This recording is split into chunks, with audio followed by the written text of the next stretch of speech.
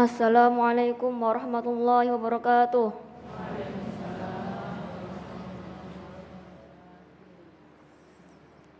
A'udzu billahi minasy syaithanir rajim.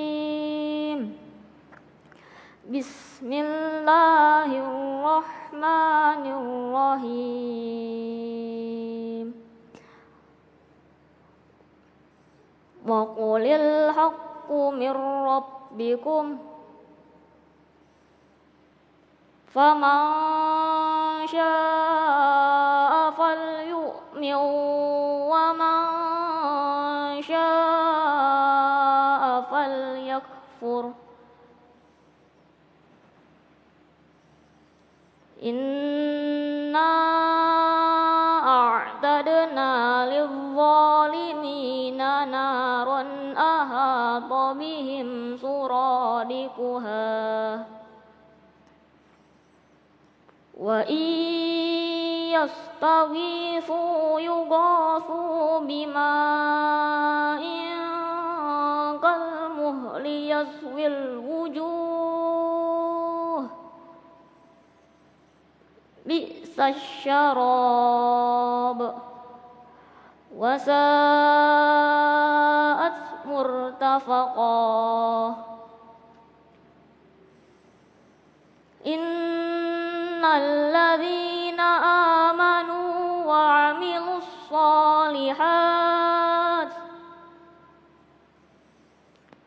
'amilus solihati inna la nudi'u ajra man ahsana 'amala. Shadaqallahul azim. Wassalamualaikum warahmatullahi wabarakatuh. Assalamualaikum warahmatullahi wabarakatuh. Alhamdulillahirabbil alamin. Allahumma shalli ala sayyidina Muhammad wa ala ali sayyidina Muhammad. Kita berjumpa kembali dalam Damai Nusaku yang alhamdulillah dalam kesempatan kali ini kita bisa bersilaturahim di pesantren Pondok Pesantren Cendekia Amanah, Cilodong, Depok, Jawa Barat. Dan dalam kesempatan kali ini telah hadir guru-guru yang kita cintai yang insya Allah nanti akan berbagi ilmu tentang nikmatnya atau mensyukuri nikmat hidayah. Bersama kita Kiai Haji Khalil Nafis dan Kiai Haji Asrorun Ni'am. Untuk itu seperti biasa bagi pemirsa yang ada di rumah yang ingin mengajukan pertanyaan, kami persilakan Anda mengirimkan melalui Instagram di @damai_tv1. Inilah Damai Indonesiaku spesial bulan suci Ramadan yang dipersembahkan oleh Sarung Wadimor, tentu sarung kita. Selamat mengikuti. Silakan Kiai.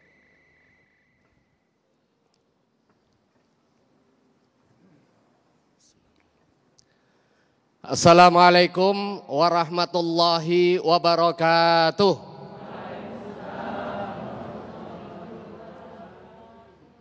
Bismillahirrahmanirrahim. Alhamdulillahirabbil alamin. Wassalatu wassalamu ala asyrafil anbiya'i wal mursalin wa ala alihi wa ashabihi ajma'in. Rabbi shrah li sadri wa yassir li amri wahlul 'uqdatam min lisani yafqahu qawli wa ba'du. Shaimin shaimat jamaah Masjid An-Nafisah Pesantren Cendekia Amanah dan pemirsa Damai Indonesia rahimakumullah. Alhamdulillah hingga hari ini kita masih diberikan kekuatan, diberikan kenikmatan oleh Allah Subhanahu wa taala hingga kita bisa melangkahkan kaki untuk hadir di majelis ilmu ini. Banyak orang yang memiliki kesempatan yang sama dengan kita, diberikan penghidupan, diberikan kenikmatan, sehat, tetapi tidak diberikan kekuatan untuk melangkahkan kaki menuju majelis ilmu. Apa sebabnya? Apa yang menggerakkan ibu datang ke sini? Apa, Bu? Keimanan. Panggilan soal talabul ilmi. Dan itu digerakkan oleh hidayah Allah Subhanahu wa ta'ala. Begitu kita merintahkan anak kita untuk belajar Al-Quran, kalau anak nggak terbuka hidayahnya, dia nggak tergerak. Sekalipun dia adalah darah daging kita. Dengan demikian, hidayah itu bukan otoritas kita. Hidayah itu bukan karena kedekatan, karena ini adalah anak semata wayang, maka harus mengikutiku untuk taat kepada Allah. Tidak. Tugas dan tanggung jawab kita adalah mengajak. Tugas dan tanggung jawab kita adalah memberikan teladan. Nahnu du'at la qudat. Kita adalah sebagai da'i, bukan sebagai penghakim. Makanya kalau kita sudah mengajak kebaikan, kemudian kita sudah memberikan teladan yang baik, kemudian anak didik kita nggak bisa juga, anak didik kita belum terbuka hatinya, nggak usah sedih, apalagi putus asa, kemudian diekspresikan dengan marah, akhirnya dosa kita marahin kepada orang lain. Karena pada hakikatnya hidayah itu adalah otoritas Allah Subhanahu wa taala. Hatta Nabiullah Muhammad sallallahu alaihi wasallam tidak diberikan otoritas untuk memberikan hidayah. Innaka la tahdi man ahbabta walakinnallaha yahdi man yasha. Sesungguhnya engkau Muhammad, kata Allah Subhanahu wa taala, tidak diberikan otoritas untuk memberikan hidayah hatta kepada orang yang engkau kasihi sekalipun. Walakinnallaha yahdi man yasha. Tetapi hanya Allah Subhanahu wa taala yang punya otoritas memberikan hidayah kepada orang yang dikehendaki. Siapa orang yang terdekat di dalam proses dakwah baginda Rasulullah sallallahu alaihi wasallam? Bu, siapa Bu? Di dalam awal-awal dakwah yang mendampingi terus baginda Rasulullah sallallahu alaihi wasallam, melapangkan jalan, memberikan kesempatan untuk dakwah, siapa yang terdekat? Pamannya Abu Thalib. Memberikan perlindungan dari musuh-musuh yang menghalangi proses dakwah. Tetapi di akhir hayatnya, ketika ajal hendak menjemput, baginda Rasulullah sallallahu alaihi wasallam datang membimbing untuk kalimat tauhid. Ya ammi, kul la ilaha illallah kalimatan asyhadu biha ilallah yaumal qiyamah. Ucapkan la ilaha illallah. Dengan kalimat itu aku bersaksi di hadapan Allah Subhanahu wa taala nanti di hari kiamat. Tetapi apa? Abu Thalib yang menjadi orang yang pembela dakwah baginda Rasulullah SAW tidak dibukakan pintu oleh Allah Subhanahu wa taala. Turunlah ayat ini. Sebelumnya kita pernah dengar cerita nabi-nabi Allah Subhanahu wa taala. Ada Nabiullah Nuh alaihissalam, pengemban risalah dakwah. Tetapi kepada istri dan juga anaknya dia tidak diberikan otoritas. Artinya nikmat keimanan yang ada di kita, sekalipun itu tidak berupa benda, bukan harta, tetapi itu adalah nikmat yang perlu disyukuri. Karena itu adalah nikmat yang sangat luar biasa, yang mampu menggerakkan kita kepada al-jannah dan juga amal kebaikan kita. Tetapi benar bahwa sekalipun itu adalah otoritas Allah Subhanahu wa taala, kita tidak boleh tinggal diam menunggu hidayah. Kita harus menjemputnya. Nggak boleh kita ongkang-ongkang kaki. Kalau hidayah Allah turun, maka saya akan Islam. Kalau tidak turun, maka saya berbuat jahat karena memang dikehendaki Allah. Tidak. Karena apa? Karena pada hakikatnya Allah sudah menciptakan kita disertai dengan akal untuk mampu berpikir, untuk mampu mengetahui mana yang baik, mana yang buruk. Dan bulan Ramadan adalah momentum untuk kepentingan muhasabah. Komentar kita terkait dengan orang lain perlu juga hati-hati. Karena pada hakikatnya bisa jadi orang yang kelihatan enggak baik, di ujung kehidupannya dia menjadi baik. Dengan keyakinan kita bahwa otoritas hidayah itu kepada Allah Subhanahu wa taala, kita husnudzon kepada Allah Subhanahu wa taala. Kita husnudzon kepada sesama, tidak melecehkan, tidak suudzon, tidak menghina hanya karena persoalan tampilan fisik. Kalau ada orang salah kita ingatkan, tetapi kita tidak menghardik orang yang salah tersebut sebagai insan. Bisa jadi orang yang kita benci itu pada hakikatnya nanti berubah menjadi orang yang kita kasihi. Atau bisa jadi di mata Allah Subhanahu wa taala nanti akan dinaikkan derajatnya. Hadirin yang berbahagia, ada poin penting. Di samping hidayah itu adalah otoritas Allah Subhanahu wa taala, kita juga memiliki tugas untuk al-irsyad, untuk melakukan pembimbingan-pembimbingan. Sebagaimana baginda Rasulullah sallallahu alaihi wasallam sekalipun tidak diberikan otoritas memberikan hidayah, tetapi makna hidayah di sini adalah hidayatut taufiq. Di dalam ayat yang lain Allah Subhanahu wa taala menegaskan bahwa baginda Rasulullah sallallahu alaihi wasallam diberikan otoritas memberikan hidayah. Wa innaka latahdi ila shiratim mustaqim. Sesungguhnya engkau wahai Muhammad punya otoritas memberi hidayah kepada jalan yang lurus. Hidayah di sini pengertiannya adalah hidayatul irsyad, memberikan pembimbingan, memberikan keteladanan, memberikan petunjuk. Ini baik, ini buruk. Ini yang baik kau ikuti, ini buruk kau jauhi. Nah, kita sebagai guru, kita sebagai dai, kita sebagai orang tua punya kewajiban dan juga tanggung jawab untuk memastikan direksi mana yang baik agar bisa diikuti oleh anak-anak kita. Mana yang baik akan bisa diikuti oleh santri-santri kita. Dan mana yang buruk untuk dijauhi.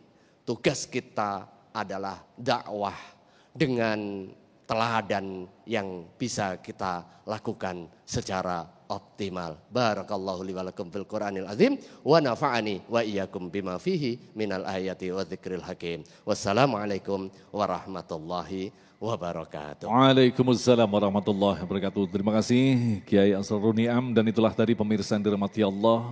Memahami ilmu tentang hidayah akan membawa kita menjadi hamba yang tahu diri bahwa segala perbuatan baik kita bukan dari diri kita sendiri, tetapi Allah lah yang menggerakkan.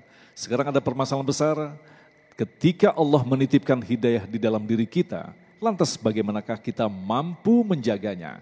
Insya Allah itulah yang akan dijelaskan oleh Kiai Khalil Nafis. Selepas pesan-pesan berikut ini, tetaplah bersama kami Damai Indonesiaku.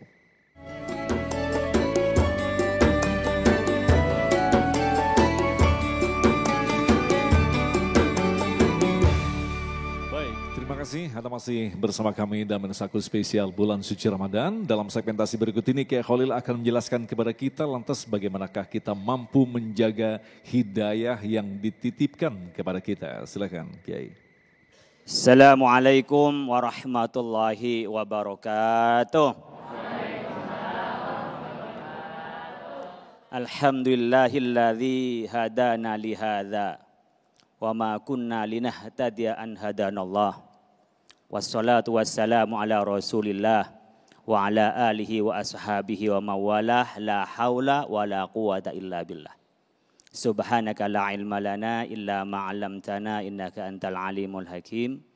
Bapak ibu sekalian, jamaah Masjid An-Nafisah, pesantren Cendekia Aman rahimakumullah. Baru saja Kiai Asrarun Ni'am menyebutkan tentang otoritas Allah memberikan hidayah. Kita hanya mampu menyampaikan, mampu mengajak, mampu mengajarkan. Tapi orang jadi baik, orang sadar itu otoritas Allah. Apa yang bisa kita lakukan kalau kita mendapat hidayah, anak-anak kita mau nyantri, anak-anak kita mau rajin ngaji, kita juga bisa demen puasa, kita juga demen tarawih, demen tadarus. Apa yang bisa kita lakukan? Bersyukur kepada Allah. Syukuran tuh beda sama syukur ya. Kalau syukuran buka bareng, beliin barang, kasihin orang, itu syukuran. Karena tak semua orang diberikan hidayah oleh Allah, diberikan petunjuk mana yang benar. Kita udah sering berdoa, Allahumma arinal haqqa haqqa warzuqna tibaa wa arinal batila warzuqna ijtinaba. Ya Allah, berikan kami kemampuan melihat yang benar adalah benar, dan nanti kita diberikan kemampuan ya Allah untuk menjalankannya. Ada yang tidak bisa melihat yang benar. Kenapa? Karena emosi, karena sombong, karena angkuh. Nggak bisa melihat kebenaran, merasa dirinya paling benar, udah nggak mau menerima nasihat. Ya Allah, berikan kami melihat yang benar adalah benar, dan mampu melihat yang salah adalah salah, dan mampu menjauhinya ya Allah. Karena semuanya otoritas Allah. Walau syaa rabbuka la amana man fil ardi kulluhu jami'ah. Kalau Allah mau, semua dijadikan beriman oleh Allah Subhanahu wa taala. Kulluhu jami'ah. Kulluhu jami'ah itu taukid, semuanya. Afa anta tukrihun nasa hatta yakunu mu'minin. Apakah Anda bisa maksa orang bisa beriman? Ini peringatan bagi kita bahwa kita nggak bisa maksa orang seperti yang kita inginkan. Anak-anak kita jangan hanya dipaksa, nggak mau ngaji, dipukul, tidak cukup itu. Anak-anak kita nggak mau mondok, diusir, tidak. Tapi kita berupaya mengajarkan anak kita, mendoakan kepada anak kita, itu penting. Jadi ibu bapak kalau anaknya mau mondok, mau betah di mondok, itu syukuran. Ngasih sembako tetangga, ya, ada punya duit kasih saudara itu. Jangan pelit-pelit, niatin syukur terhadap anak-anak kita yang sudah ngikutin omongan orang tua. Mau ngaji, mau belajar, itu syukuran. Makanya ibu bapak sekalian, kita sering mendengarkan dalil-dalil yang kita ucapkan, la in syakartum la azidannakum wa la in kafartum inna adzabi lasyadid. Kalau ibu bapak mensyukuri nikmat itu, Allah akan tambah. Karena syukur, nikmat yang paling tinggi adalah nikmat hidayah. Nikmat iman. Bukan uang. Jadi nikmat ada dunia, nikmat ukhrawi, ada nikmat duniawi. Nikmat ukhrawi adalah nikmat iman yang selamanya. Kita di dunia hanya sebentar punya uang. Mungkin besok-besok lusa udah habis duitnya. Punya pangkat paling 5 tahun. Kalau jadi lagi 10 tahun, 2 periode paling. Jangan nambah 3 periode. Kok senyum? Ibu-ibu tuh apa sih maknanya, kok udah ngerti gitu ya? Jadi orang itu gak lama Bapak Ibu sekalian. Saya ini sekarang sudah berapa tahun, umur 46 tahun Bapak Ibu. Saya pikir-pikir ya Allah 4 tahun 50 tambah dengan 3 tahun. 17 tahun lagi kalau ngikutin umur Rasulullah. Itu matinya belum tentu kuatnya, penyakitannya. Lah kita nggak punya apa-apa Bapak Ibu sekalian, nggak punya kekuatan, nggak punya harta apa-apa, semuanya milik Allah. Jadi kalau duniawi itu kecil, makanya urutan nikmat itu nikmat iman.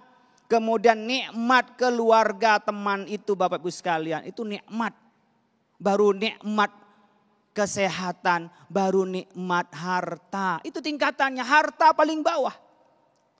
Paling kalau anak saya diterima di perguruan tinggi negeri, Allah, ya syukuri alhamdulillah. Diterima di pondok pesantren, syukuri, mau baik-baik, daripada anak kita enggak mau ngaji malah ngerampok dan sebagainya. Oleh karena itu mari syukuri dan kita syukuran kalau mendapat nikmat. Dapat informasi baik, syukuri. Hidayah ya Allah, punya suami kok baik-baik. Malam bisa tahajud, malam bisa hajat. Meskipun gak banyak uangnya, tapi dia sayang keluarga ya Allah. Syukuri itu. Nanti tiba-tiba dikasih kaya oleh Allah Subhanahu wa taala, pendapatannya di atas 500 juta per bulan, gak pulang-pulang. Sampai 3 kali lebaran. Kenapa? Uangnya banyak kemana-mana. Mungkin juga begitu juga ketika dalam keadaan dia pas-pasan, ibunya, istrinya tuh sayang sama anak, sayang sama suaminya. Pas banyak duit malah gak pulang-pulang. Kenapa? Sosialita. Banyak uang. Maka uang itu menjadi tidak berkah. Ibu bapak, yang pertama kita syukuri adalah nikmat iman. Qul bi fadlillahi wa bi rahmatihi falyafrahu wa khairum mimma yajma'un. Katakan Muhammad, bi fadlillahi, dengan keutamaan Allah, hidayah Allah, Islam yang Allah turunkan, Nabi Muhammad sebagai teladan, bi fadlillahi wa bi rahmatihi, dan rahmat Allah, falyafrahu. Hendaklah berbahagia, khairum mimma yajma'un. Lebih baik apa yang kita kumpulkan, jabatan, rumah, harta, semua itu enggak ada apa-apanya dibanding hidayah dari Allah Subhanahu wa taala. Oleh karena itu Bapak Ibu sekalian, ada syukur yang sifatnya temporary, ada syukur yang sifatnya terus menerus. Syukur temporary, ada syukuran, ada yang namanya sujudan. Ibu bapak diberi kemenangan, ibu bapak diberi kabar gembira, diberikan nikmat, diberi hadiah, dapat rezeki. Masya Allah, kita diberi hidup seperti ini, sehat. Sementara banyak teman kita sudah katut kena COVID, ada yang masih sakit. Alhamdulillah ya Allah. Ingat kita seperti itu, mending syukuri nikmat, langsung sujud syukur. Allahu Akbar. Gak usah pakai Fatihah, langsung Allahu Akbar. Bisa saja ibu bapak sekalian yang afdalnya punya wudhu. Tidak dalam keadaan najis di tempat yang suci. Allahu Akbar, sujud. Allahu Akbar, bisa langsung salam. Ya, bisa tidak salam, penting sujud. Baca tasbih, subhanallah. Ya. Oleh karena itu Bapak Ibu sekalian, itu yang temporary. Temporary juga sifatnya harta, kita bisa berbagi. Alhamdulillah punya nikmat bagi mas saudara, bagi orang tua, bagi ponakan, bagi teman. Banyak sekali nih. Mungkin terkena dampak COVID yang pada bulan Ramadan ini banyak yang kekurangan. Tapi ibu bapak semua yang paling penting syukur itu dimulai dari hati. Dari mana cara mulai dari hati? Pastikan yang kita capai ini bukan kepandaian diri kita, bukan kehebatan diri kita, bukan karena kecerdasan. Tapi apa? Karena dari Allah Subhanahu wa ta'ala. Karena kalau bilang belum tahu ya saya, itu udah mulai sombong. Itu gak bisa, orang yang sudah sombong mau seperti apapun tidak bisa merefleksikan dari syukuran. Dari bersyukurnya kepada Allah, maka yang pertama tata dulu hatinya. Bahwa la haula wa la quwata illa billah. Kita gak punya kekuatan apa-apa kecuali dengan kehendak Allah. Baru kemudian Bapak Ibu sekalian diimplementasikan dalam bentuk lisan. Astaghfirullah. Alhamdulillah. Istighfar termasuk syukur Pak. Ya syukur.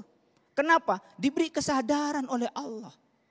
Coba ibu bapak sekalian gak diberi kesadaran tentang apa yang dilakukan. Udah gak merasa pernah salah. Tidak merasa ada Allah. Nabi Muhammad setiap pagi, setiap sore minimal 70 istighfar. Padahal Nabi Muhammad sudah tidak berdosa, maksum dari dosa. Lah kita ini banyak dosanya, tapi kok enggak dan jarang istighfar. Astagfirullah. Baca tasbih, subhanallah. Baca hamdalah, alhamdulillah. Itu implementasi dari lisan. Jadi hatinya menyandarkan, ya Allah, ini dari mana? Dari Allah. Yang ketiga, baru bil jawarih. Nikmat yang diberi oleh Allah Subhanahu wa taala digunakan untuk kebaikan. Nikmat yang diberikan oleh Allah digunakan untuk taat.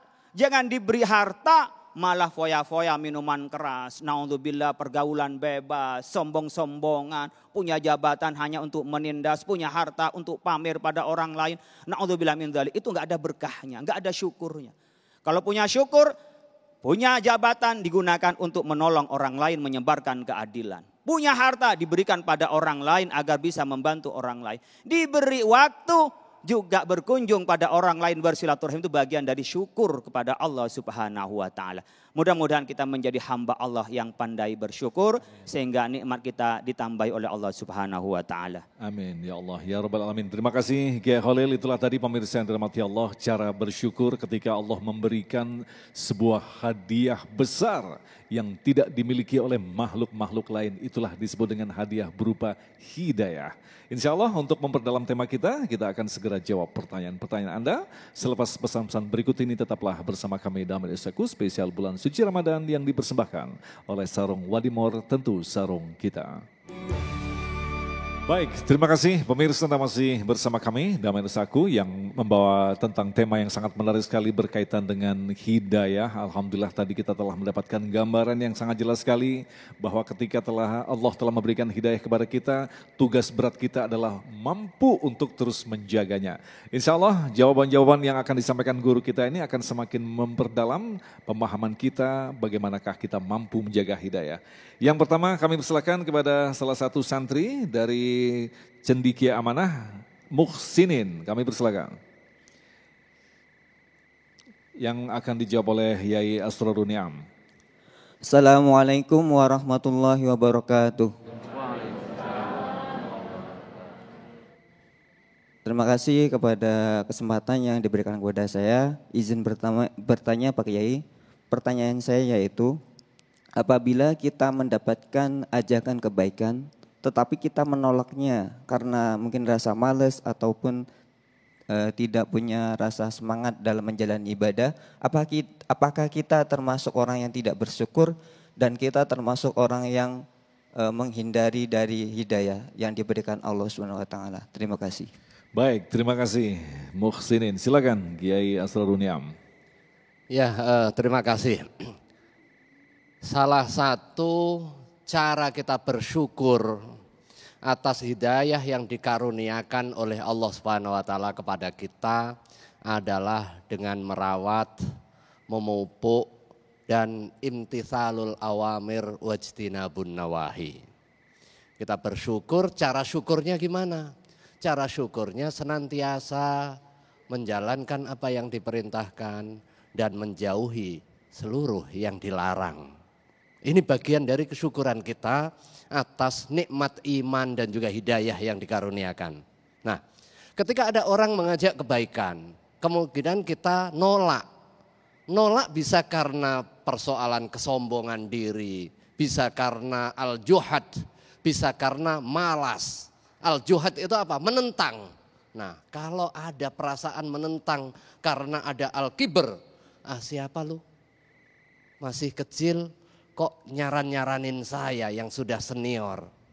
Siapa staf ini kok mau ngajarin pimpinannya. Nah, itu tanda-tanda kemasukan setan. Karena apa? Setan itu mengajarkan kita kepada kesombongan. Pada saat diminta untuk sujud kepada Adam, apa yang dijawab oleh iblis waktu itu? Dia enggan, dia nolak. Aba wastakbaro. Enggan, sombong. Saya dicipta dari api, Adam dicipta dari tanah. Masa saya sujud? Kesombongan. Maka al-hikmatu dhalatul mu'min. Kebenaran itu adalah sesuatu yang hilang dari setiap mukmin. Fa anna wajadaha fa huwa haqqu biha. Dari manapun dia berasal, kita berhak untuk mengambilnya. Bukan hanya sekedar berhak, kita memiliki tanggung jawab. Bahkan dari mulut biawak sekalipun kalau yang keluar adalah kebenaran, kita wajib untuk mengambilnya. Makanya ada doa yang diajarkan oleh baginda Rasulullah SAW. Ini sekaligus diijazah buat para santri. Ya muqallibal qulub, sabbit qalbi ala dinik. Ini hadis Nabi riwayat Imam At-Tirmidzi. Bu, santriwan-santriwati, baca ini setiap habis sholat. Pas kita doa, sisipkan di antara doa itu, ya muqallibal qulub, sabbit qalbi ala dinik. Artinya apa? Ya muqallibal qulub, wahai zat yang membolak-balikkan hati. Kenapa dinamakan hati? Karena hati itu bolak-balik, gampang berubah. Seperti tadi sudah dapat hidayah, begitu dapat kebenaran, enggan. Karena apa? Karena belum mapan. Disinilah kemudian kita bermohon kepada Allah Subhanahu Wa Taala, ya muqallibal qulub, sabbit qalbi, tetapkanlah hati kami ala dinik, atas agamamu ya Allah. Terima ijazah ini untuk kita bareng-bareng agar bisa diberikan istiqomah di dalam hidayah. Baik, terima kasih Kiai. Selanjutnya kami persilakan kepada Ibu Aad yang akan dijawab oleh Kiai Khalil Nafis. Silakan Bunda. Assalamualaikum warahmatullahi wabarakatuh. Terima kasih yang saya telah diberikan waktu untuk bertanya kepada Ustadz. Pertanyaan saya yaitu mengenai hidayah adalah hak prioritas dari Allah Subhanahu wa taala untuk kita semuanya. Tetapi bagaimana apabila ada non-muslim terus menjadi mu'alaf, apakah itu dia diberi hidayah dari Allah Subhanahu wa taala? Itu saja pertanyaan saya. Assalamualaikum warahmatullahi wabarakatuh. Waalaikumsalam warahmatullahi wabarakatuh. Silakan Kiai. Ya, Ibu, kita selalu baca setiap mau melakukan sesuatu itu dengan basmalah. Bismillahirrahmanirrahim. Kullu amrin dzibalin la yubda'u bismillahirrahmanirrahim fahuwa aqta'. Setiap kebaikan yang tidak diawali dengan baca basmalah itu kurang berkahnya, bahkan tidak ada berkahnya. Nah, di basmalah itu dengan menyebut nama Allah Ar-Rahman yang maha pengasih di dunia dan di akhirat pada muslim dan non muslim, Ar-Rahim yang maha pengasih di akhirat. Oleh karena itu semua mendapat rahmat Allah meskipun makhluk Allah, Allah berikan rizki meskipun dia tidak menyembah kepada Allah. Termasuk Allah memberikan hidayah kepada orang yang awalnya non muslim kepada Islam. Saya 2 kali kemarin itu berturut-turut tiap minggu mengislamkan orang. Tapi nggak saya expose. Karena tidak ada baiknya untuk diekspos. Tapi karena bertanya saya tanya apa yang buat Anda masuk Islam? Pertama dia merasa gelisah dan gelisah. Akhirnya menemukan dengan adzan. Ini ya. Jadi perlu adzan itu dikumandangkan pakai tuak. Biar tahu ada adzan dan ada orang yang mendengar adzan itu merasa nyaman. Mendengar adzan dia masuk Islam.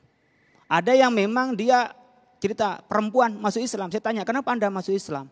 Dia tanya, dia bilang ke saya mau masuk Islam karena orang tua saya beda agama. Bapak saya muslim, ibu non muslim. Saya bingung Pak, mau ikut yang mana dalam keluarga. Maka saya menikah, ketepatan calon saya muslim, maka saya masuk Islam sebelum melakukan pernikahan.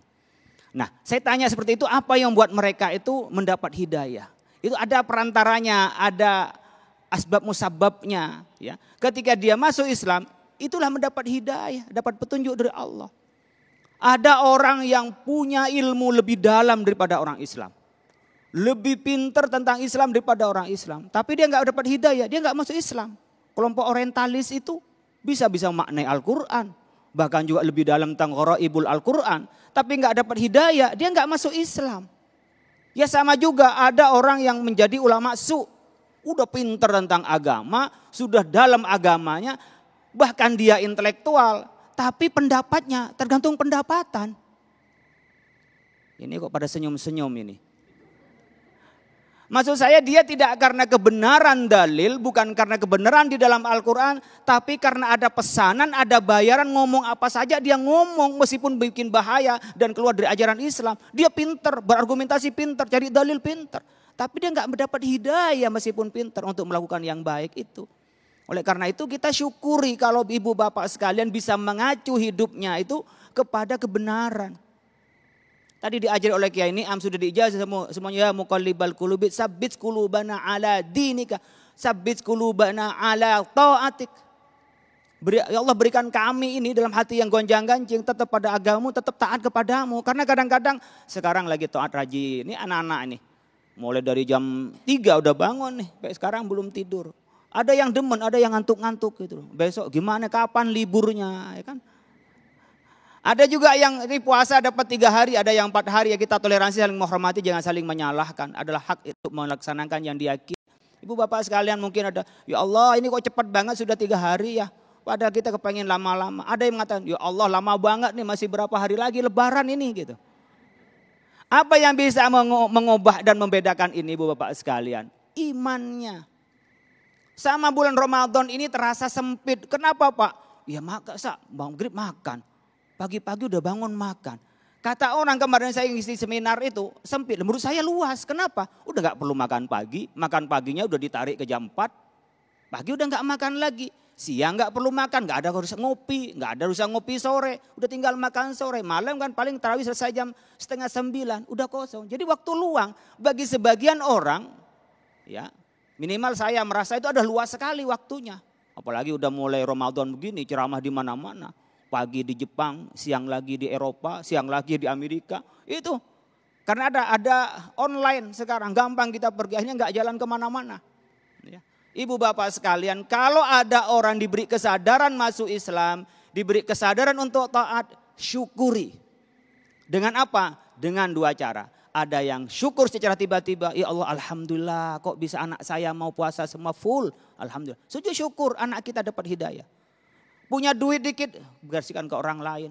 zakatin, sedekahin, infakin, wakafin ke orang lain.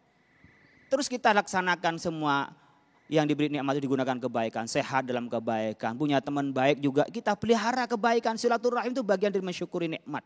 Ya, datang ke orang takziah, datang orang yang meninggal, datang orang sakit, jenguk itu bagian dari mensyukuri nikmat.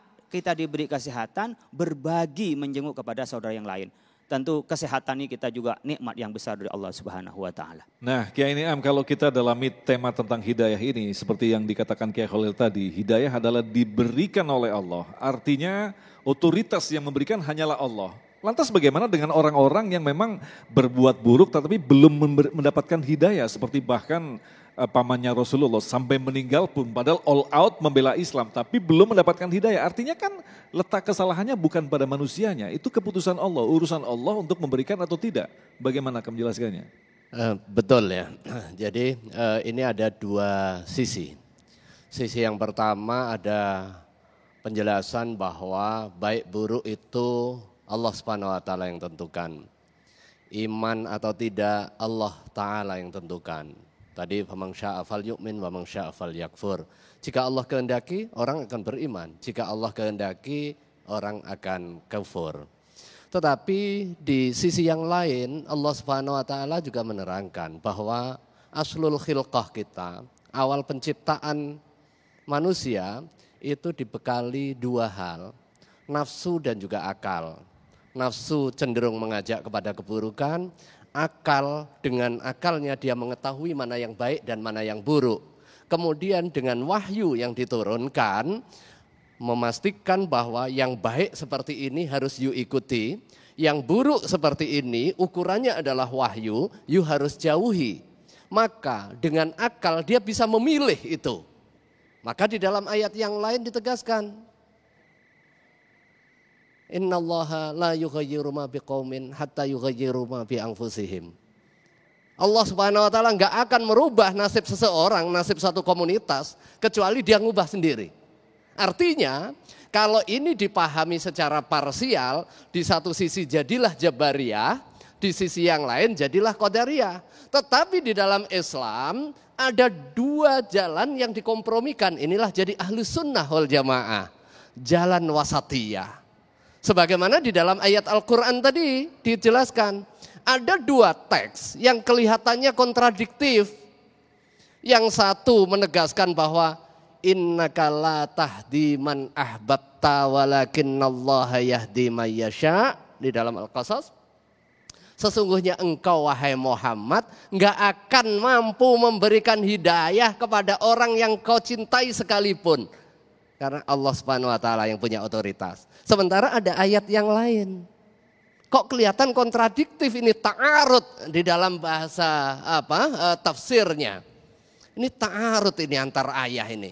Ayat yang lain apa? Wa innaka latahdi ila siratin mustaqim. Lamnya di sini itu untuk taukid, menguatkan.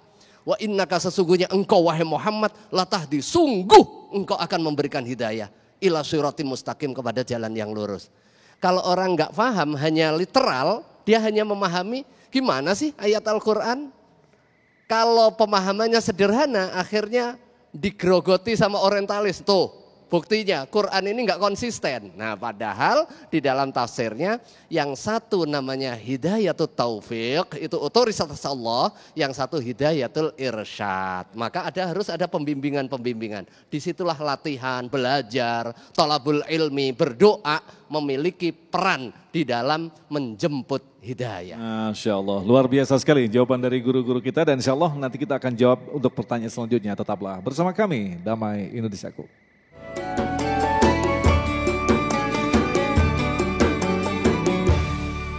Terima kasih pemirsa, Anda masih bersama kami Damai Indonesiaku. Kita akan lanjutkan lagi untuk mendengarkan pertanyaan selanjutnya, akan disampaikan oleh Bapak Amul Khoir yang akan dijawab oleh Kiai Niam. Silakan. Bismillahirrahmanirrahim. Maskernya diturunkan biar agak jelas suaranya. Terima kasih. Bismillahirrahmanirrahim. Assalamualaikum warahmatullahi wabarakatuh. Terima kasih pada host kita yang ganteng atas waktunya. Kiai Khalil Nafis dan Kiai Asrul Niam, saya mau bertanya seputar sekarang ini kan bulan puasa Ramadan, tentunya kita tahu bahwa Ramadan ini adalah bulan yang penuh rahmat, Kiai. Namun di satu sisi kita banyak melihat masjid-masjid yang tadinya masjid yang besar sekali bahkan nggak muat atau sangat penuh pada hari-hari pertamanya. Kemudian berikut hari kedua, hari ketiga dan hari keempat pun semakin maju sop-sop dalam masjid tersebut misalnya. Ya kan? Atau berkuranglah begitu jamaah masjidnya gitu. Semaraknya mulai kurang mungkin seperti itu. Nah, apakah ini termasuk bagian dari kurangnya menikmati atau mensyukuri nikmat hidayah, rahmat yang diberikan oleh Allah Subhanahu wa taala pada bulan yang penuh rahmat ini gitu. Demikian Kiai. Kedua, mungkin bagaimana cara kita merawat keistiqomahan dalam beribadah sehingga fenomena tadi mungkin bisa kita kurangin seperti itu atau kita tinggalkan. Terima kasih. Assalamualaikum warahmatullahi wabarakatuh. Assalamualaikum warahmatullahi wabarakatuh. Pertanyaan yang bagus dari Bapak Amul Khair. Silakan, Kiai Niam. Terima kasih.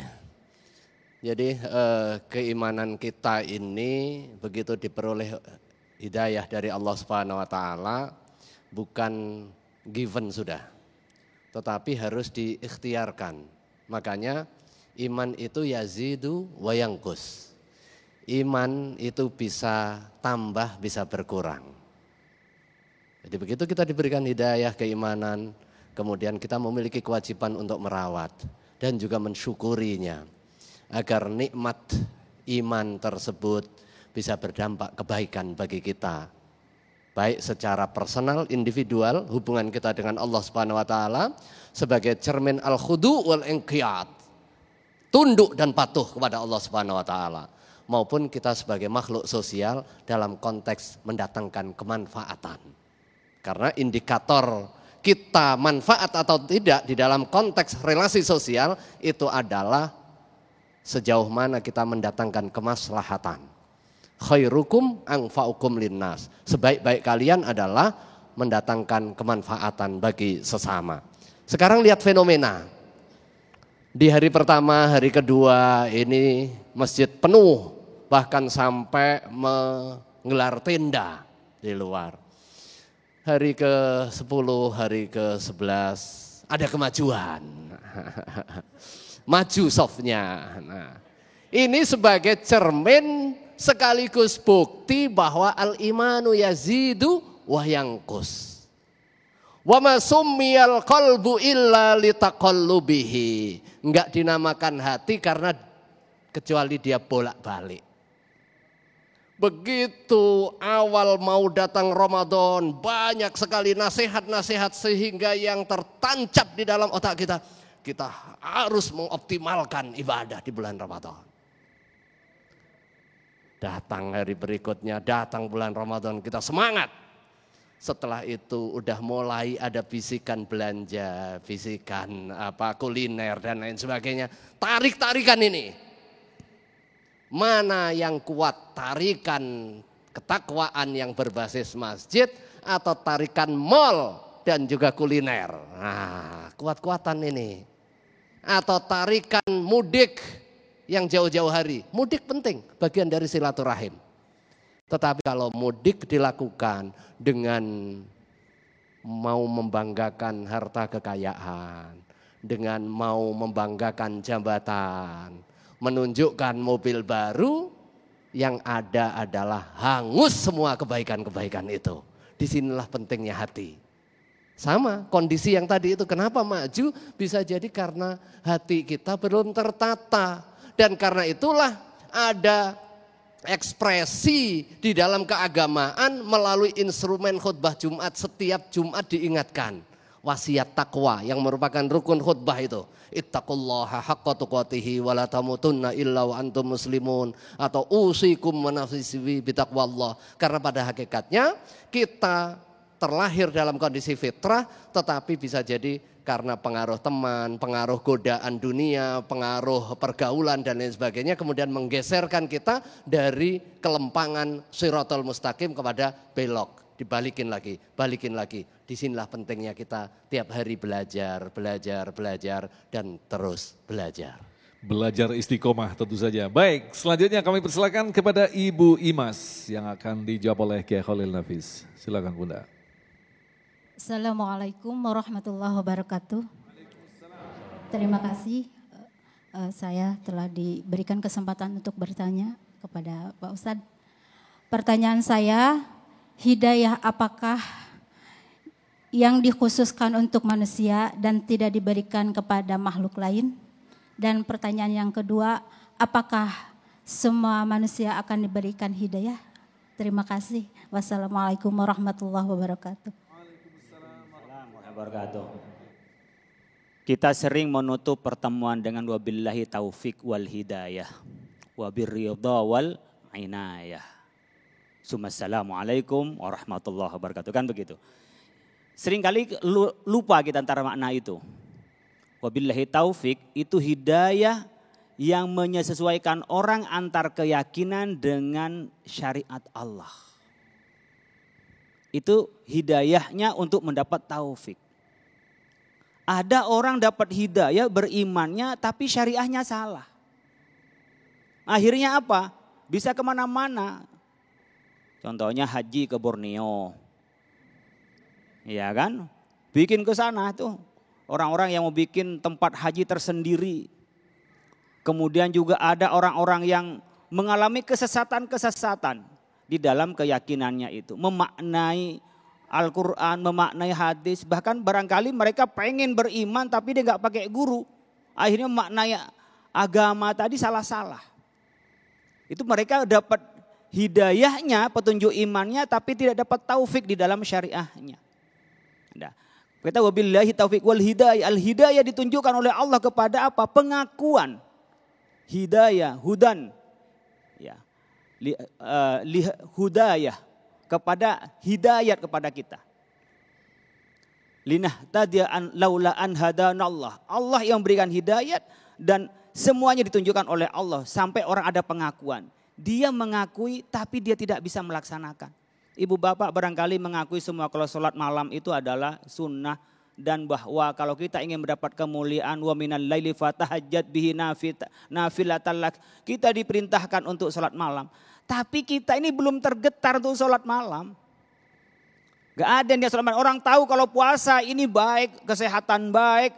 Ya kepada juga rohani kita baik. Tapi kok males banget mau puasa. Itu berkenaan dengan hidayah. Jadi hidayah kita ada hidayah lil iman. Ada hidayah untuk lit taufiqi li syara'i'illah. Hidayah petunjuk kepada syariat Allah. Ihdinas siratal mustaqim.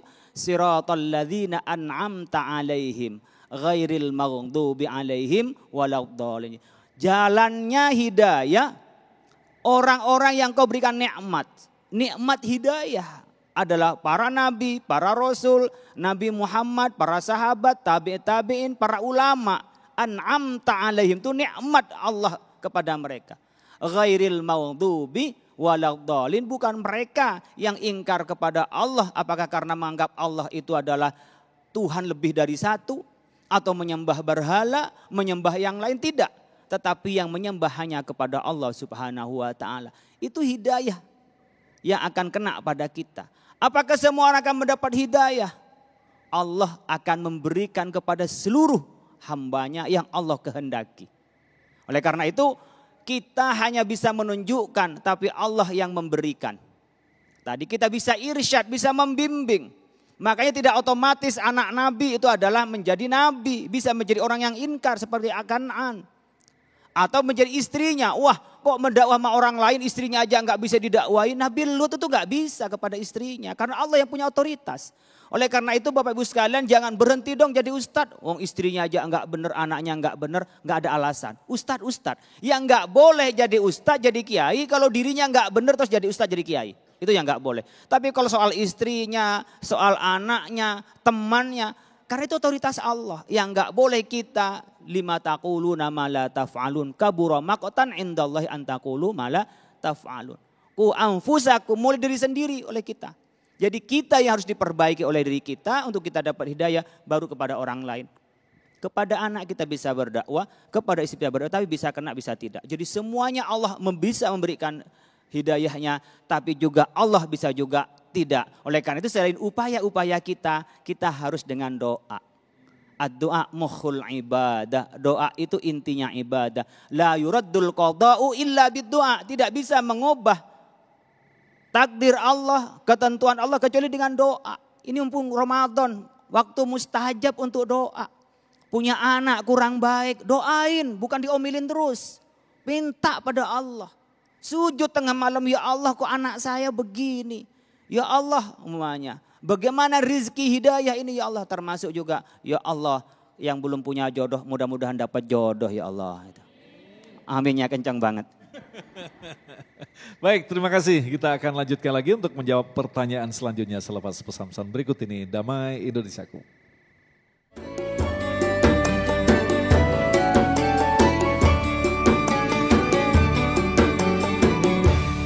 Terima kasih, Anda masih bersama kami Damai Indonesiaku. Kita akan lanjutkan lagi untuk menjawab pertanyaan selanjutnya. Akan disampaikan oleh Bapak Sodik yang akan dijawab oleh Kiai Niam. Silakan. Assalamualaikum warahmatullahi wabarakatuh. Terima kasih atas waktunya. Mohon izin Kiai bertanya tentang hidayah. Hidayah tadi dikatakan hak prerogatif Allah Subhanahu wa taala. Alhamdulillah kita juga sudah menganut Islam sejak kecil, sejak bayi atau sejak lahir, alhamdulillah. Akan tetapi kita mengenal hidayah ma'unah, hidayah pertolongan dari Allah Subhanahu wa taala. Bagaimana triknya untuk mendapatkan hidayah ma'unah tersebut Pak Kiai? Terima kasih. Wassalamualaikum warahmatullahi wabarakatuh. Assalamualaikum warahmatullahi wabarakatuh. Silakan Kiai Niam. Ya, terima kasih. Jadi ada hukum kausalitas. Kalau ada orang dari lantai 5 kemudian dia terjatuh, ini kausalitasnya dia meninggal, ya kan? Itu wajar dong, gitu kan?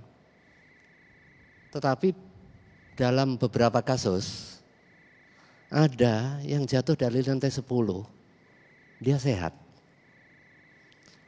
Kalau ada orang kebakaran, kemudian muncul korban. Tetapi dalam beberapa kasus ada anak kecil yang ternyata selamat. Kalau orang terbakar, karena ada kebakaran terbakar, wafat, itu udah sunnatullahnya.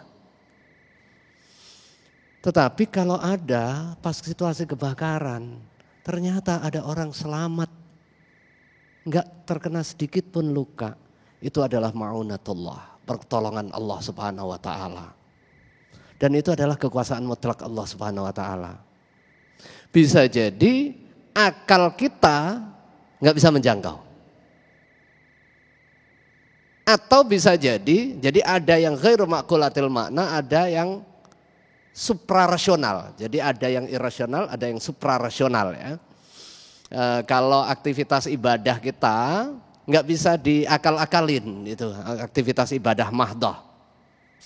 Kita sholat, kemudian kita berpikir kenapa ya kalau sholat isya itu kok 4 rakaat, padahal lagi ngantuk-ngantuknya.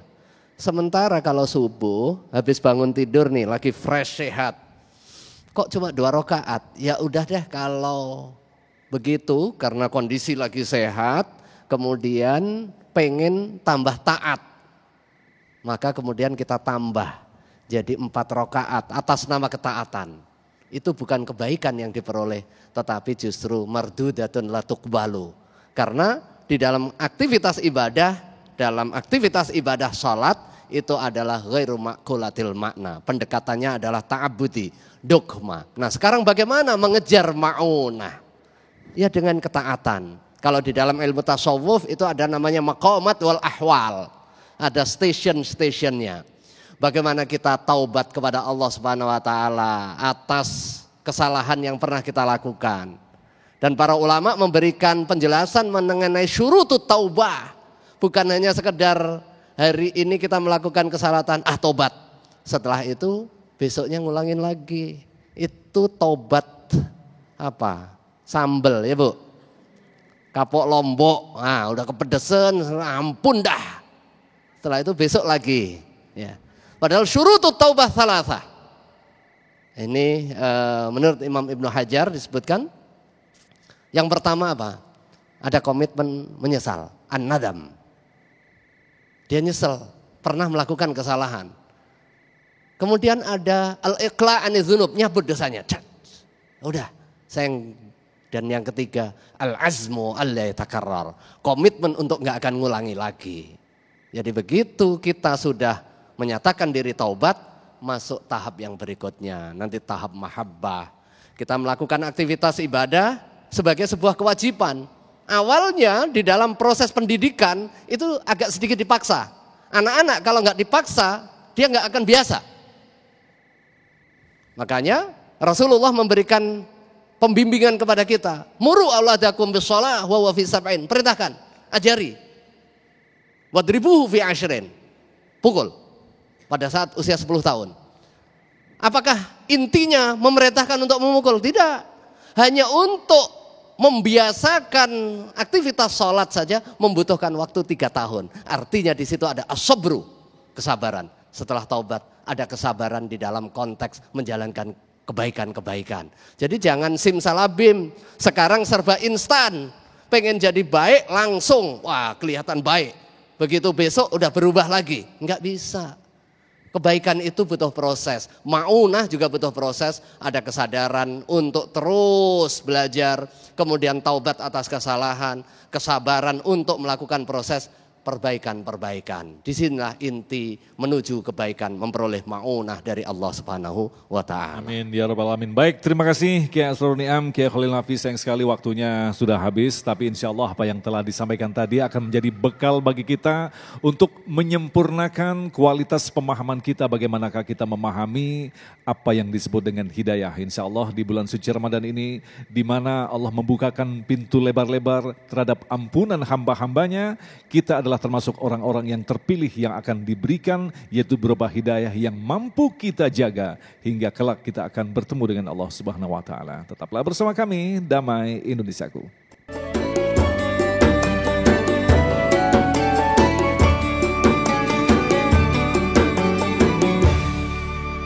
Demikian pemirsa yang dirahmati Allah, Damai Indonesiaku spesial bulan suci Ramadan untuk hari ini. Dan sekali lagi jangan lewatkan, Anda selama bulan suci Ramadan bisa menyaksikan Damai Indonesiaku setiap pukul 13 waktu Indonesia Barat. Dan insya Allah untuk besok di hari Kamis 7 April kami akan menghadirkan Buya Anwar Abbas dan Gus Hayat dengan tema golongan orang-orang yang merugi di bulan Ramadan. Agung Izul Haq dan kerabat kerja acara ini dan tentu saja pendukung acara ini, Sarung Wadimor tentu sarung kita, mengucapkan terima kasih atas perhatian Anda. Sampai jumpa besok. Assalamualaikum warahmatullahi wabarakatuh. Bapak Ibu sekalian, mari kita akhiri majelis ini dengan berdoa kepada Allah Subhanahu wa Ta'ala. Doa mukhul ibadah, doa silahul mu'min. Doa itu inti ibadah kita dan senjata kita sebagai orang mukmin. Nastaghfirullahaladzim, nastaghfirullahaladzim. Allahumma salli wa sallim ala Sayyidina Muhammad wa sallim. Ya Allah, ya Rahman, ya Rahim, ya Fattah, ya Razak, ya Fa'alul lima yurid. Lakal hamdu kama yanbaghi li jalalihi karim wa 'azimi sultanik. Allahumma inna nas'aluka al-huda wat tuqa wal afafa wal ghina. Allahumma inna nas'aluka ridhaka wal janna wa na'udzubika min sakhatika wan nar. Allahumma innaka 'afuwun karim tuhibbul afwa ya karim. Ya muqallibal qulub tsabbit qulubana ala dinik. Ya muqallibal qulub tsabbit qulubana ala ta'atik. Ya muqallibal qulub tsabbit qulubana ala dinika. Allahumma taqabbal minna du'aana wajbur ala nuqsanina wastur ala auratina warfa' darajatina wa nawwir qulubana binuri hidayatika ya Allah. Ya muyassirul asir yassir umurana wa taysir asir alaika yassir hajatuna ilaika kasih ya man la yahtawil bayani wa tafsir wa anta alimun wa khabir birahmatika ya arhamar rahimin. Rabbana atina fid dunya hasanah wa fil akhirati hasanah wa qina adzabannar. Subhanarabbika rabbil izzati amma yasifun wa salamun alal mursalin walhamdulillahi rabbil alamin.